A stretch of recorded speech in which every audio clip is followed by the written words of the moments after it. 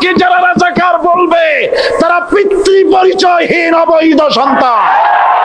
মাননীয় প্রধানমন্ত্রী জনাব তারেক রহমানের দৃষ্টি আকর্ষণ করে বলছি, প্লিজ আপনি আপনার টুকাই গুলাকে সামলান, এইগুলাকে দল থেকে ছাড়াই করেন।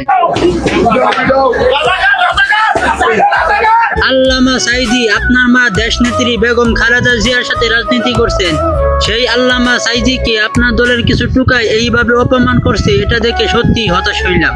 দেশ নেত্রী, দেশের সফল প্রধানমন্ত্রী বেগম খালেদা জিয়া পরিষ্কার করে বলেছেন, আপনার মা জীবিত থাকা অবস্থায় বলে গেছে বস্তির পোলাপান আমার দরকার নাই, বস্তির পোলাপান নিয়ে আমি রাজনীতি করব না। এই বস্তি থেকে দিয়ে বস্তির ছেলেপেলে এনে দল করতে যাবে না, সংখ্যা আমি দেখতে চাই না। আল্লামা দিলওয়ার হোসেন সাইদি তিনি একজন রাজনীতিবিদ নয়, তিনি একজন বিশ্ব নন্দিত মুফাসসির কুরআন, যাকে আমরা কোরআনের পাখি হিসাবে চিনি। এই জনগণ আমার জন্য আসে না, এই জনগণ আসে আল্লাহর কোরআনের জন্য। আর এই কোরআনের পাখিকে যারা রাজাকার বলবে তারা সবাই অবৈধ করে সন্তান।